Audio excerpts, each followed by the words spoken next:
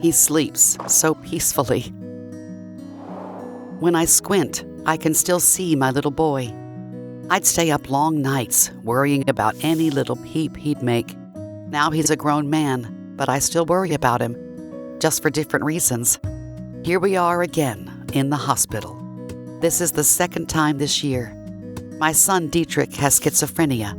It's a serious mental illness that can have chronic symptoms, including delusions, hallucinations, and social withdrawal. In Dietrich's case, he laughs at jokes only he can hear, has a hard time relating to me, and does things that don't seem to make sense.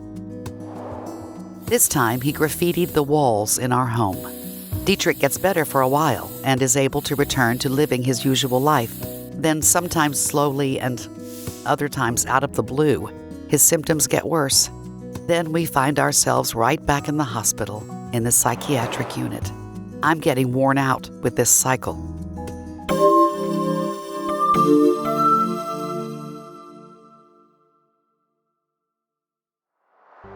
It's quite common for people with schizophrenia to be readmitted to the hospital soon after being discharged.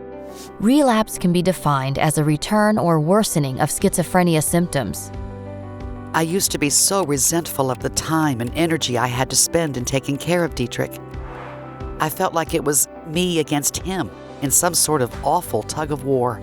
It made both of us miserable. I feel so bad about the time and energy Ma spends taking care of me. I'm 28 years old. I should know better.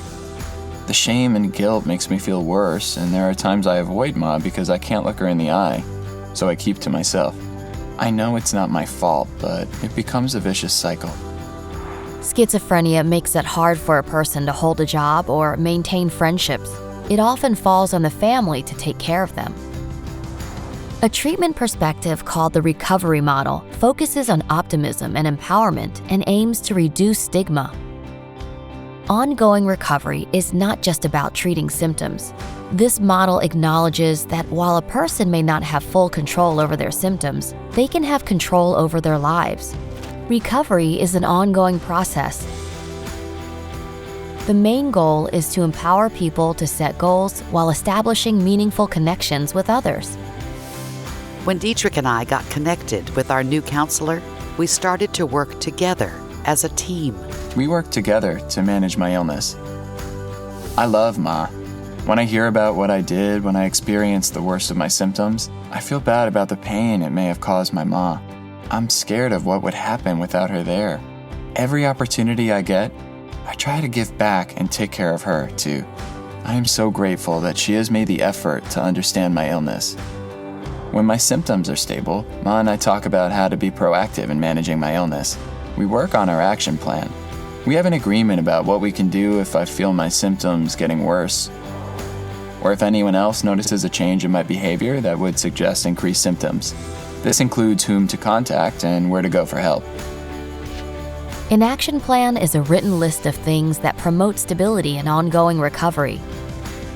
Action plans work best when they are person-centered. A person should develop an action plan by considering what wellness and relapse look like for them personally and identify practical ways to promote and protect their well-being. For Dietrich, it's very important to consistently take his medications, watch out for signs and symptoms of a potential episode, and avoid triggers such as alcohol or unmanaged stress. In order for Dietrich to keep himself healthy, he exercises regularly as directed by his doctor. Each day is filled with ups and downs for Dietrich and me.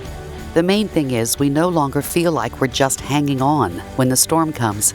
We are living with the ups and downs of the illness. We never give up the hope that I'll remain in control for as long as possible between episodes.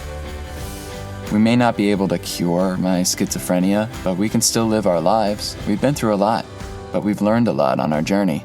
We are a team, and we can manage anything together.